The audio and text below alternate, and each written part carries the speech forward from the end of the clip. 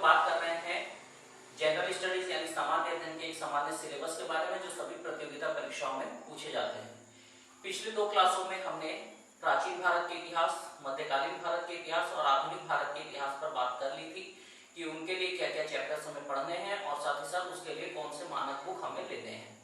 तो इसके बाद आज हम जिस चीज पर बातचीत करेंगे वो सब्जेक्ट हमारा होगा इंडियन पॉलिटी यानी कि भारत की राज्य व्यवस्था।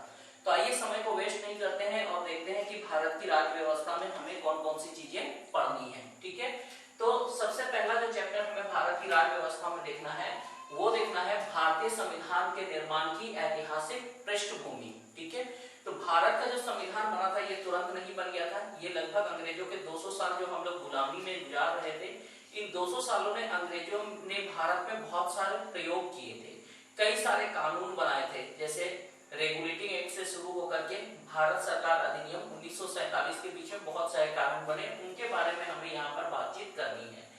ये जो संविधान निर्माण की ऐतिहासिक पृष्ठभूमि है इसे हम 2 भागों में बांटकर देखेंगे। एक देखेंगे ईस्ट इंडिया कंपनी के अधीन भारत में क्या क्या संवैधानिक विकास हुए, जिसमें हम लोगों को देखना है 1757 से लेकर 1857 तक, है ना। यानी कि 1757 में जब अंग्रेजों ने प्लासी को जीता, इसके बाद से धीरे धीरे करके ब्रिटिश संसद का दबाव बढ़ने लगा कंपनी पर और रेगुलेटिंग एक्ट से यहाँ शुरू होगा और जब 1857 में विद्रोह होगा, 1857 के ठीक बाद भारत सरकार अधिनियम 1858 पारित होगा। वहां तक जो कानून पारित हुए इन पर बात करनी है। उसके बाद जो अगला टॉपिक होगा, इसी में दूसरा पार्ट जो होगा वो होगा ब्रिटिश संसद के अधीन। तो मैंने अभी बताया 1858 के बाद से जो है ब्रिटिश शासन, भारत का जो शासन है ये ब्रिटेन ने अपने हाथों में ले लिया और ब्रिटिश संसद के द्वारा यहाँ पर कानून चलने लगे। और इस अवधि में हम 1858 के बाद से लेकर 1947 तक जितने भी कानून बने उनको हम लोग देखेंगे। इससे परीक्षा में प्रश्न आते हैं। जब हम पढ़ेंगे तो विस्तार से इस पर बातचीत करेंगे और जो बहुत लंबा इसको नहीं ले जाएंगे, जहां से प्रश्न बनते हैं बस उन्हीं बातों को हम लोग पढ़ेंगे। दूसरा जो हम लोगों का टॉपिक होगा ये होगा भारतीय संविधान का निर्माण। भारतीय संविधान के निर्माण में हम लोग देखेंगे कि कैबिनेट मिशन के द्वारा जैसे ही संविधान सभा की संस्तुति की जाती है, रिकमेंडेशन की जाती है, उसके बाद संविधान सभा के लिए चुनाव होते हैं। संविधान सभा की पहली बैठक से लेकर के अंतिम बैठक तक जितने भी प्रोसेस है उन सभी को हम लोग इस पे देखेंगे। इससे प्रश्न परीक्षाओं में आते हैं, आपने देखा होगा। तीसरा जो पॉइंट होगा, तीसरे पॉइंट में हम लोग बात करेंगे तीसरे चैप्टर में भारतीय संविधान के स्रोत। भारतीय संविधान के स्रोत के अंतर्गत हम लोग 2 तरह के स्रोतों पर बात करेंगे, एक देशी स्रोत और दूसरा विदेशी स्रोत। स्रोत क्या है? तो जैसे भारत का जब संविधान बना था तो भारत के संविधान में हमने बहुत सारे देशों के संविधानों को शामिल किया। जैसे आप देखे होंगे कि मौलिक अधिकार किस देश से लिया गया, ठीक है, राष्ट्रपति की आपातकालीन शक्तियां किस देश से ली गई, समवर्ती सूची कहां से लिया गया, तो ये अलग अलग देशों से लिए गए हैं, तो उस पर बात करेंगे। तो विदेशी स्रोत और साथ ही साथ देशी स्रोत। देशी स्रोत के अंदर ये सारे स्रोत आएंगे जो 200 सालों का इतिहास रहा संवैधानिक विकास का हो। तो संविधान के स्रोत बहुत ही आसान है, कोई दिक्कत इसमें होने नहीं जा रही है। फोर्थ जो चैप्टर है ये बहुत ही छोटा और बहुत ही अच्छा चैप्टर है जिसका नाम है संविधान की प्रस्तावना। संविधान की प्रस्तावना हम लोगों को देखनी है। प्रस्तावना में जो संशोधन हुए, साथ ही साथ जो केस वगैरह उसमें हुए थे उन पर हम बातचीत करेंगे। 5वां चैप्टर जो है ये हमारा है संविधान की अनुसूचियां तथा भाग। हम लोग जानते हैं कि भारत का जब संविधान बना था तो भारतीय संविधान में 8 अनुसूचियां थी, आज ये हो गई है 12। तो हम ये 12 अनुसूची पूरे देखेंगे, कब कब कौन कौन सी अनुसूचियां जुड़ी उन पर बात करेंगे। भारतीय संविधान के भागों के अंतर्गत हम देखेंगे कि जब संविधान बना तो उसमें भाग थे 22 और आज जो भाग हो गए हैं ये हो गए हैं 25। तो ये 25 भाग पूरे नहीं देख रहे हैं, इनमें जो परीक्षा के दृष्टिकोण से इंपॉर्टेंट होंगे उनको हम लोग बात करेंगे उस पर। इसके बाद 6th चैप्टर जो होगा ये हम लोगों का होगा नागरिकता। ठीक है, नागरिकता में भी महत्वपूर्ण जो अनुच्छेद होंगे, जो महत्वपूर्ण पॉइंट्स हैं उन पर हम लोग बात करेंगे। दोहरी नागरिकता है उस पर बातचीत करेंगे। ठीक है, उसके बाद 7th चैप्टर हमारा है फंडामेंटल राइट्स यानी कि मौलिक अधिकार। मौलिक अधिकार बहुत ही महत्वपूर्ण है, इसमें जो संशोधन हुए इसके जो महत्वपूर्ण अनुच्छेद हैं तो वो मैं आपको बताऊंगा और बहुत ही अच्छे से बताऊंगा, आपको बहुत आराम से ये याद हो जाएगा। 8th जो चैप्टर है, 8th चैप्टर के अंतर्गत हम देखेंगे राज्य के नीति निर्देशक तत्व जिसको डीपीएसपी बोलते हैं। इसमें भी कुछ महत्वपूर्ण अनुच्छेद मैं आपको बताऊंगा, साथ ही साथ जो है इससे प्रश्न कैसे आते हैं वो हम लोग बात करेंगे। ठीक है, उसके बाद 9th चैप्टर हम लोगों का है मौलिक कर्तव्य। इसे भारतीय संविधान में बाद में जोड़ा गया है, मूल संविधान में ये था नहीं, आप लोगों को पता है। इस पर भी हम लोग बात करेंगे, छोटा चैप्टर है। इसके बाद सबसे महत्वपूर्ण चैप्टर जो है ये है 10 नंबर, जिसमें हम लोग देखेंगे सरकार। तो सरकार जो है ये बहुत ही महत्वपूर्ण चैप्टर है। इसी सरकार में जो है, इस सरकार से बहुत प्रश्न आते हैं। मैं आपको एक ओवरव्यू देता हूँ, यहाँ पर बताता हूँ, इससे आपको समझ में आ जाएगा कि ये सरकार कितना महत्वपूर्ण है और सरकार के अंदर हम लोगों को देखना क्या है। 50% पॉलिटी जो है यानी राज्य व्यवस्था, ये हमारा इसी में मेंशन हो जाता है, इसी के अंदर आ जाता है। ठीक है, सरकार बोलने से आपके दिमाग में क्या आता है? तो सरकार बोलने से आपके दिमाग में आ जाता है क्या? सरकार बोलने से क्या आता है आपके दिमाग में? अगर हम बोलते हैं सरकार, तो सरकार जो बोलने से हमारे दिमाग में दो तरह की सरकारें आती है। एक कौन? तो भारत सरकार, और एक आप जिस राज्य में रहते हैं वो राज्य की सरकार, जैसे उत्तर प्रदेश की सरकार, बिहार की सरकार, झारखंड की सरकार, है ना। तो सरकार बोलने से दो तरह की सरकारें आती है। एक आता है संघ सरकार यानी भारत सरकार, और दूसरा आता है कौन सा सरकार? तो दूसरा आ जाती है हमारे दिमाग में प्रांतीय सरकार यानी प्रांत की सरकार। अब ये जो सरकार होते हैं, इस सरकार के 3 अंग होते हैं। आप लोगों को पता है 3 अंग कौन कौन से? तो सरकार का जो पहला महत्वपूर्ण अंग होता है ये होता है कार्यपालिका। ठीक है, और कार्यपालिका का क्या काम होता है? तो कार्यपालिका का काम होता है कानून बनाना, ठीक, कानूनों को लागू करवाना। तो केंद्र की जब हम कार्यपालिका की बात करते हैं तो इसके अंतर्गत कौन कौन आएंगे? इसके अंदर हम लोगों को पढ़ना है केंद्र की कार्यपालिका में राष्ट्रपति, ठीक है, दूसरा पढ़ना है प्रधानमंत्री, और प्रधानमंत्री के साथ ही ऐड कर लीजिए मंत्रिपरिषद, प्रधानमंत्री और जो अन्य मंत्री होते हैं वो पढ़ना है। ठीक है, उसके बाद अगला पढ़ना है हम लोगों को इसमें महान्यायवादी, जिसको हम लोग कहते हैं अटॉर्नी जनरल, और लास्ट इसमें है कैग, नियंत्रक एवं महालेखा परीक्षक, कंट्रोलर एंड ऑडिटर जनरल। ठीक है, कार्यपालिका के बाद जो दूसरा महत्वपूर्ण इसमें पार्ट है वो है विधायिका। ठीक है, तो जो केंद्र की विधायिका होती है, इस केंद्र की विधायिका को हम लोग कहते हैं संसद, और आप लोगों को पता है इस विधायिका का क्या काम है? तो विधायिका का काम है कानून बनाना। संसद के 3 अंग होते हैं। संसद का पहला जो अंग है ये होता है राष्ट्रपति, दूसरा लोकसभा, और तीसरा राज्यसभा। ठीक है, तो लोकसभा, राज्यसभा और राष्ट्रपति मिलकर के ही जो है ये कानून का निर्माण करते हैं।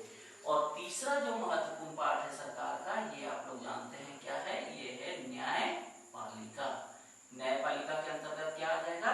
तो न्यायपालिका के अंतर्गत यहाँ पे हम लोगों को देखना है सुप्रीम कोर्ट। ठीक है, अब ठीक जो केंद्र में है इसी तरह प्रांत में भी है। ठीक है, तो प्रांत की भी कार्यपालिका होगी। ठीक है, प्रांत की भी कार्यपालिका होगी, और प्रांत की जो कार्यपालिका होगी, प्रांत की कार्यपालिका कैसी होगी? तो प्रांत की कार्यपालिका राज्य की तरह ही होगी, संघ की तरह होगी। संघ में जो राष्ट्रपति होते हैं तो यहाँ पे हो जाएगा राज्यपाल, वहां पर होते हैं प्रधानमंत्री, तो यहाँ पे हो जाएंगे मुख्यमंत्री प्लस इनकी मंत्री परिषद। ठीक है, इनकी मंत्री परिषद। यहाँ पे होते हैं महान्यायवादी, और यहाँ पे हो जाएंगे महाधिवक्ता, वहाँ अटॉर्नी जनरल, यहाँ एडवोकेट जनरल, और यहाँ कैग का कोई पद नहीं होता है, क्योंकि कैग जो होता है ये केंद्र और राज्य दोनों के लिए एक ही होता है। ठीक है, कार्यपालिका के बाद हम लोगों को देखना है इसमें विधायिका। ठीक है, विधायिका, तो जो प्रांत की विधायिका होती है, प्रांत की विधायिका को हम लोग कहते हैं विधानमंडल। ठीक है, विधानमंडल, और ये जो विधानमंडल का गठन होता है ये राज्यपाल और सदन से मिलकर होता है। ठीक है, राज्यपाल और सदन। सदन इसलिए कह रहा हूं क्योंकि कुछ राज्यों में 1 सदन होते हैं और कुछ राज्यों में 2 सदन होते हैं, यानी कुछ राज्यों में 1 सदनीय विधानमंडल होती है, उस राज्य में क्या होगा? 1 सदन मतलब सिर्फ वहां पर होगा विधान सभा, और कुछ राज्यों में 2 सदन होते हैं, यानी कि यहाँ पर होता है विधान सभा भी होता है और विधान मंडल भी होता है। ठीक है, तो कुछ राज्यों में 1 सदनीय विधानमंडल होता है, जिनमें 1 सदनीय होता है वहां विधानसभा और राज्यपाल मिलकर विधानमंडल बनाते हैं। कुछ राज्यों में 2 सदन होता है, तो यहाँ विधानसभा विधानमंडल नहीं, विधान परिषद, ठीक है। तो उच्च सदन जो होता है वो विधान परिषद, यानी कुछ राज्यों में विधानसभा, विधान परिषद और राज्यपाल मिलकर के विधायिका का गठन करते हैं, ठीक है। इसके बाद तीसरा जो अंग होगा ये हो जाएगा न्यायपालिका। यहाँ न्यायपालिका में हमको हाई कोर्ट और हाई कोर्ट के नीचे जो छोटे छोटे लोअर कोर्ट होते हैं वो अधीनस्थ न्यायालय हमें देखना है, ठीक है। तो ये देखिए सरकार इतना बड़ा है, लेकिन बहुत ही छोटा भी है ये। अगर हम लोग सिस्टम से इसको पढ़ेंगे, फ्रेमवर्क करेंगे, एक दूसरे से जोड़कर पढ़ेंगे तो बहुत आसान है, और मेरा दावा है कि आप इसे कभी भी नहीं भूलेंगे और परीक्षा में बहुत अच्छा यहाँ से इसको कर पाएंगे। तो चलिए अब चलते हैं आगे के टॉपिक पर। 11वां टॉपिक हम लोगों का है भारत में लोक सेवा। इसमें हम लोग सिविल सेवा, प्रांतीय सेवा है ना, जो राज्य लोक सेवा होता है, उसके बाद संघ लोक सेवा होते हैं, उनके बारे में बात करेंगे। 12 नंबर का चैप्टर हमारा होगा भारत में स्वशासन। इसमें हम लोग शहरी क्षेत्रों में स्वशासन और ग्रामीण क्षेत्रों में स्वशासन, यानी नगर पालिका, ग्राम पंचायत, कैंटोनमेंट बोर्ड है ना, छावनी परिषद, ये सब देखेंगे। 13 चैप्टर हम लोगों का होगा भारत में चुनाव तथा निर्वाचन आयोग। इसमें निर्वाचन आयोग की संरचना, सदस्य, साथ ही साथ भारत में चुनाव की क्या क्या समस्याएं हैं और चुनाव कैसे होते हैं, सब पर बातचीत करेंगे। उसके बाद अगला टॉपिक है केंद्र राज्य संबंध। केंद्र राज्य संबंध में हम लोगों को विशेष करके केंद्र और राज्य के बीच में जो झगड़ा है, जो झंझट है, जो विवादित मुद्दे हैं, उसको देखना है। साथ ही साथ इसके समाधान के लिए जो भी समितियां बनी है, जो भी संवैधानिक प्रावधान है, उन पे बातचीत करना है, बहुत ही इंपॉर्टेंट है ये। इसके बाद हम लोगों को देखना है 15 चैप्टर में संविधान संशोधन की प्रक्रिया, कि भारतीय संविधान में संशोधन कैसे हो सकता है। संविधान में संशोधन के 3 तरीके हैं, बेसिकली उन पे बातचीत करना है। उसके बाद 16 नंबर में हमारा है विशेष संवैधानिक प्रावधान। ये जो है समाज में पिछड़े वर्ग, विशेष करके SC, ST, OBC यानी अनुसूचित जाति, अनुसूचित जनजाति और अन्य पिछड़े वर्गों के लिए संविधान में विशेष प्रावधान किए गए हैं, ठीक है। उसे हमें देखना है कौन कौन से विशेष प्रावधान हैं।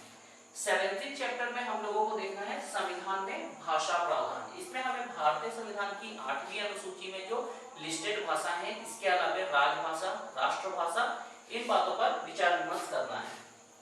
18 चैप्टर में हमें देखना है जम्मू कश्मीर, बेसिकली अनुच्छेद 370। अभी हम लोग जानते हैं कि अभी हाल ही में इसे हटाया गया है, तो इससे प्रश्न बन सकते हैं, तो इस पे बात करेंगे।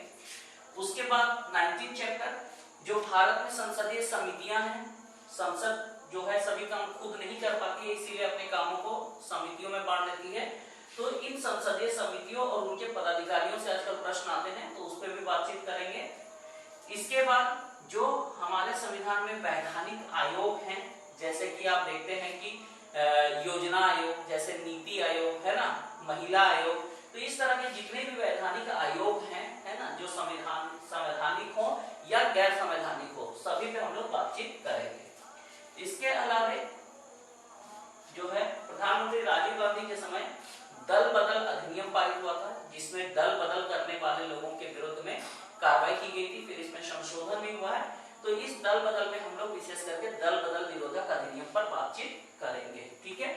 अगला जो टॉपिक हम लोगों का है, ये पूरा जो हम लोग पढ़ेंगे, इसमें से सभी में से जो महत्वपूर्ण अनुच्छेद होंगे, सभी महत्वपूर्ण अनुच्छेदों को हम निकाल करके एक जगह में करेंगे, जिससे प्रश्न आते हैं। आप देखते होंगे एक साइड अनुच्छेद दे देता है, एक साइड कथन देता है और मिलान करने के लिए आता है, तो उस तरह के प्रश्नों के लिए महत्वपूर्ण अनुच्छेद को करेंगे। इसमें उसी तरह से महत्वपूर्ण संविधान संशोधन, जो अभी तक के संविधान संशोधन हुए, उनमें से सभी महत्वपूर्ण संशोधनों का एक लिस्ट बनाएंगे और उसको हम लोग देखेंगे, ठीक है। इसके बाद जो लास्ट है ये है विविध। तो विविध में हम लोगों को मिसलेनियस में क्या क्या देखने हैं, तो जैसे भारतीय संविधान के प्रतीक एवं चिन्ह जो है, प्रमुख राष्ट्रगीत और राष्ट्रगान है, दिवंगत नेताओं की समाधियां हैं, उसके बाद जो प्रथम थे, जैसे प्रथम राष्ट्रपति, प्रथम प्रधानमंत्री, उसके बाद चुनाव आयुक्त, सुप्रीम कोर्ट के चीफ जस्टिस वगैरह वगैरह जो प्रथम थे वो देखेंगे। और ऑफिशियल्स का ही करंट अफेयर्स देखेंगे, जो पॉलिटिक्स से संबंधित जो करंट घटनाएं हैं, जैसे वर्तमान में प्रधानमंत्री कौन है, राष्ट्रपति कौन है, चुनाव आयुक्त कौन है, ठीक है। तो इस तरह के जितने भी होते हैं उन सारी घटनाओं को इसमें हम लोग इंक्लूड करेंगे। तो इस तरह से ये सारी चीजें हमें पढ़नी है भारत की राज्य व्यवस्था में। यहाँ पे आपको टॉपिक्स टोटल दिख रहे हैं 24, लेकिन अगर इसको छांट करके पढ़ेंगे तो इसमें 10 से 12 टॉपिक ही इंपॉर्टेंट है, बाकी सब घूम फिर करके रिपीटेशन है। ठीक है, इसमें अगर ये जो लास्ट का मैंने ये दोनों लिखा है तो यही पूरा इसका हार्ट है। और एक हम लोग बनाए थे 10 नंबर चैप्टर जिसमें हम लोग पढ़े थे सरकार। ठीक है, तो वो सरकार बहुत ही महत्वपूर्ण है, एक सरकार, एक ये और एक ये, इसको हम लोग कर लेते हैं तो लगभग ये तीनों में 60% हम लोगों का पॉलिटी कवर हो जाएगा और बाकी चैप्टर मिला के 40%। तो आप समझ लीजिए कि अगर हम लोग टेक्निक से पढ़ते हैं तो ये कितना छोटा है, और अगर सिर्फ बुक के चक्कर में उलझ जाएंगे तो बहुत ही दिक्कत है। और एक बात है, बहुत जल्द हम लोग इस सिलेबस एनालिसिस को इस वीक में कंप्लीट कर लेंगे और फिर हम लोग चैप्टर बाय चैप्टर एक एक सब्जेक्ट को उठा करके स्टार्ट करेंगे। तो आज के वीडियो में इतनी बातें करते हैं, मिलेंगे नेक्स्ट वीडियो में। Till then thank you.